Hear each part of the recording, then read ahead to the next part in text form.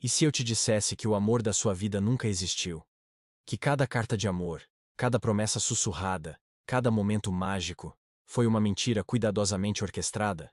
Londres, 1888. Uma jovem entra desesperada no escritório do detetive mais famoso da Inglaterra. Nas mãos, cartas de amor.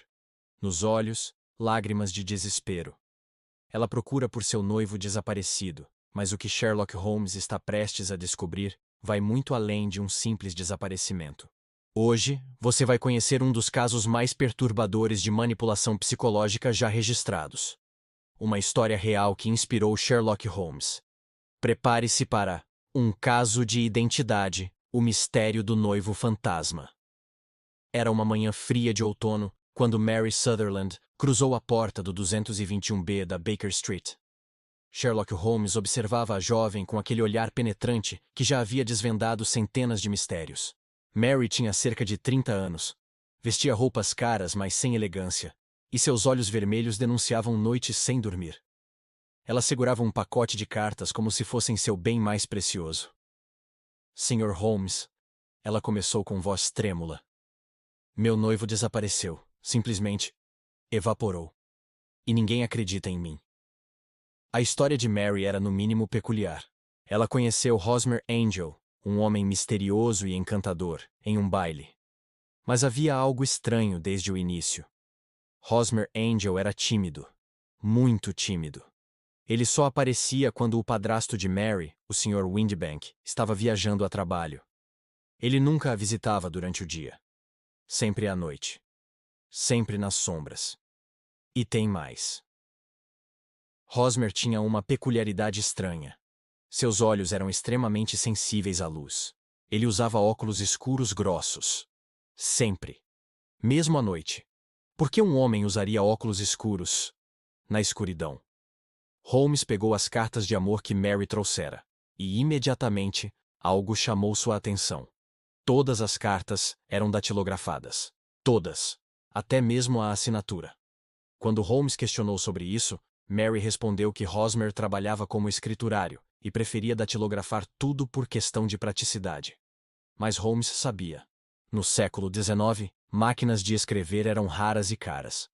Por que alguém datilografaria cartas de amor? As mensagens mais íntimas e pessoais que uma pessoa pode enviar.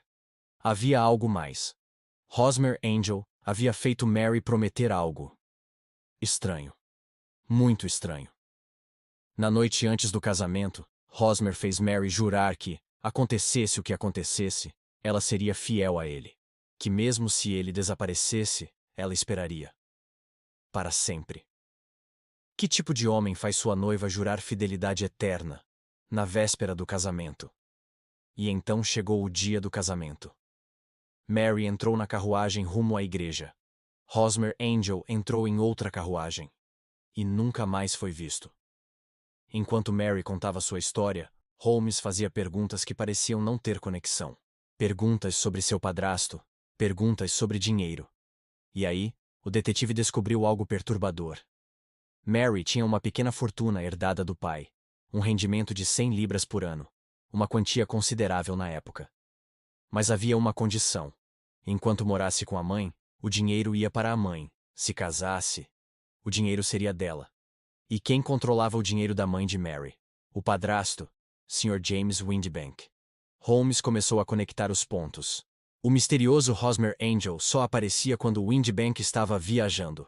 As cartas datilografadas, os óculos escuros, a voz diferente que Mary mencionou, mais suave, mais aguda. E então Holmes fez uma pergunta que mudaria tudo.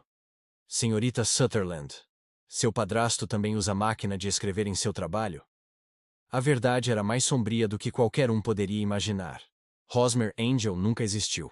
James Windbank, o padrasto de Mary, havia criado uma identidade falsa. Ele se disfarçou de outro homem para cortejar sua própria enteada. Deixa eu repetir isso. Um homem se fantasiou, mudou a voz, usou óculos escuros e bigode falso, para fazer sua enteada se apaixonar por uma pessoa que não existia. Mas por quê? Por que alguém faria algo tão cruel, tão manipulador, tão doente? A resposta era fria e calculista. Dinheiro. Se Mary casasse de verdade, Windibank perderia o controle sobre sua fortuna. Mas se ela se apaixonasse por um fantasma, por alguém que desaparecesse misteriosamente, ela ficaria esperando para sempre, fiel a um fantasma. E o dinheiro continuaria nas mãos dele. Windibank não queria apenas o dinheiro. Ele queria garantir que Mary nunca se casasse, que nunca fosse feliz, que vivesse presa a uma ilusão. Holmes confrontou Windibank.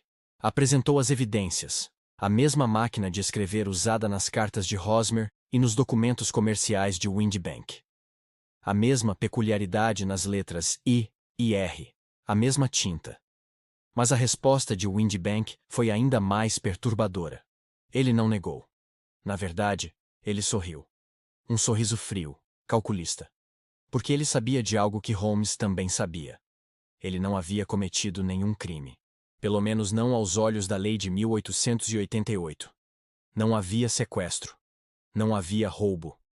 Tecnicamente não havia nem fraude. Hosmer Angel nunca pediu dinheiro. Nunca assinou contratos. Simplesmente desapareceu. Holmes, furioso, disse que Windibank merecia ser chicoteado pelas ruas de Londres.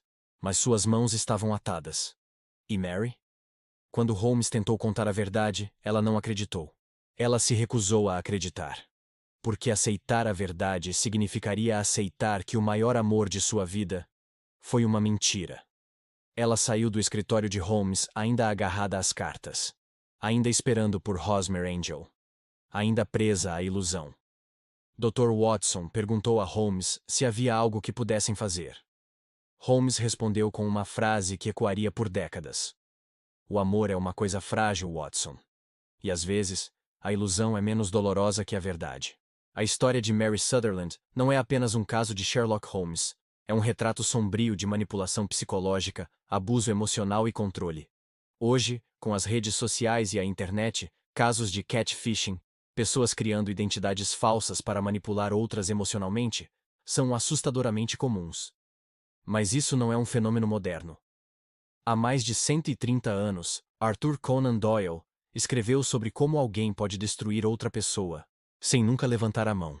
Então, da próxima vez que você ouvir sobre alguém se apaixonando por uma pessoa online que nunca mostra o rosto, ou que só está disponível em horários específicos, ou que tem desculpas elaboradas para não se encontrar pessoalmente, lembre-se de Mary Sutherland. E lembre-se, nem todo fantasma usa lençol branco. Alguns usam máscaras humanas. A pergunta final que fica é: quantos Hosmer Angels existem por aí? Quantas pessoas estão vivendo uma ilusão, criada por alguém que diz amá-las? Se você gostou dessa história perturbadora, deixe seu like, se inscreva no canal e ative o sininho. E me conte nos comentários. Você conhece algum caso real parecido com esse? Já passou por algo assim? Até lá! Cuidado com quem você confia. Porque às vezes, o maior mistério não é quem desapareceu. É quem nunca existiu.